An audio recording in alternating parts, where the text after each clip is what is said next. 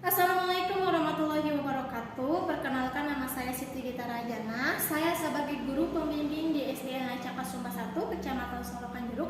Di sini saya akan mereview fishbone yang berjudul Aku Ingin Bersekolah, ditulis oleh Tommy Hendriawan, diterbitkan oleh Sipi Seti Aji Surakarta.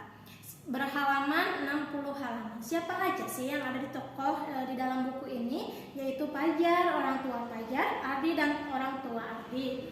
Di mana peristiwa kejadiannya yaitu ada di rumah Pajar, di rumah Ardi, dan di sekitar sekolah. Ceritanya, ada seorang anak pemulung yang bernama Pajar. Ia tidak bersekolah walaupun umurnya sudah cukup untuk bersekolah. Pajar hanya memandangi keceriaan anak-anak teman seusianya di balik pagar sekolah. Pajar yang ikut mulung dengan bapaknya hanya bisa menarik napas dalam-dalam dan mengatakan bahwa kalau ingin bersekolah mungkin butuh waktu yang lama untuk menabung. Pajar sadar betul tentang keadaan keluarga yang hidup pas-pasan dari mengumpulkan barang-barang bekas kemudian dijual kembali. Keadaan itu tentu sulit untuk mewujudkan keinginan Pajar untuk bersekolah. Sebagai anak-anak, Pajar kadang merasa iri melihat teman-teman seusianya yang dapat bersekolah dan hidup dengan layak. Sementara Pajar lebih akrab dengan keranjang bambu yang ditaruh di punggung sebagai tempat barang bekas. Tapi itu tidak membuat Pajar berkecil hati. Pajar tetap bangga mempunyai orang tua yang sangat perhatian, juga sayang kepada Pajar. Pajar tidak pernah merasa malu sebagai anak dari seorang pekerjaan orang tuanya yang pemulung. Dari pekerjaan sebagai pemulung menjadikan Pajar sadar bahwa mungkin bagi sebagian orang sampah itu menjijikkan, tapi bagi Pajar bisa menghasilkan uang. Tidak banyak tapi cukup untuk makan sehari-hari. Tidak setiap hari ada, tapi sesuatu yang bisa diharapkan untuk mengisi perut dan mengisi perut Pajar dan orang tuanya. Ketika bel berbunyi menunjukkan pukul 9:30, yang artinya waktu istirahat sekolah sudah tiba. Ada satu anak yang menarik perhatian Pajar ketika ia sedang memulung. Kelihatannya orang itu sangat baik, buktinya dia mau berbagi kepada temannya yang tidak membawa bekal uang jajan. Pajar pun kagum kebaikan orang itu. Orang itu bernama Ardi. Ya, Ardi namanya karena teman-temannya sering memanggil dia dengan Ardi. Ardi ini disukai teman-temannya karena kebaikannya. Satu kesempatan Ardi pun melihat Pajar bahwa ia sedang memulung. Sore hari ketika Pajar sedang bermain di halaman, tiba-tiba dikagetkan oleh suara seorang rintihan anak yang kesakitan.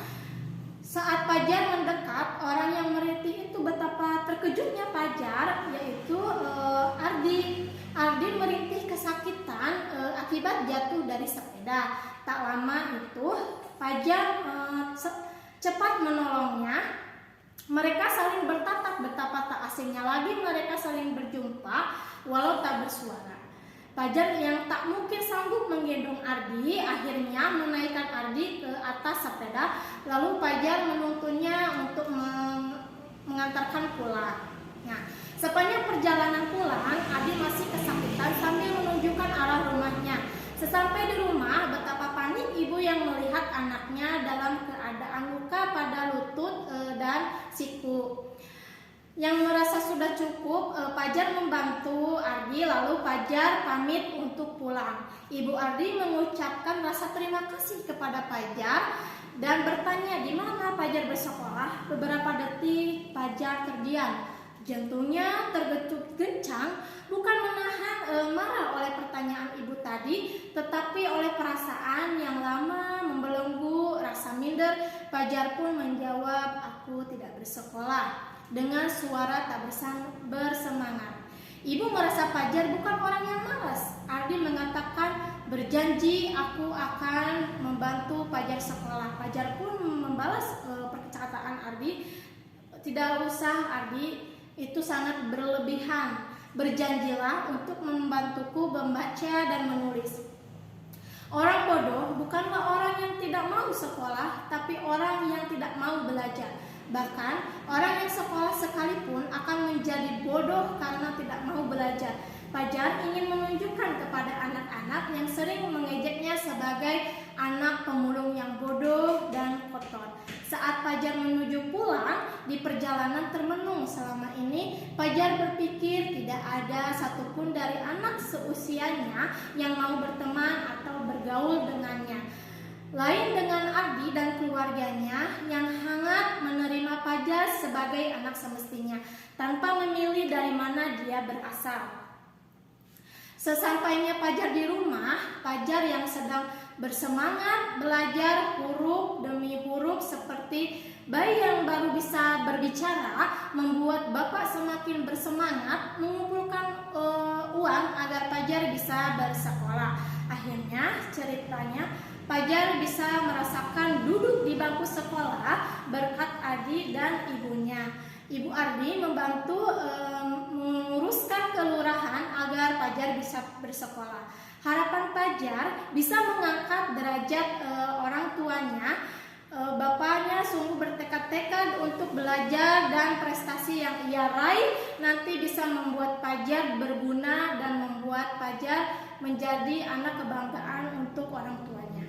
Hikmah yang kita bisa ambil dari cerita ini bahwa terkadang langkah yang terkecil ke arah yang benar belum sebesar apapun rasa syukur kita dengan bisa bersekolah. Jangan disia-siakan, tetap semangat, berjiwa kuat, belajar karena di luar sana masih banyak yang bernasib seperti Fajar.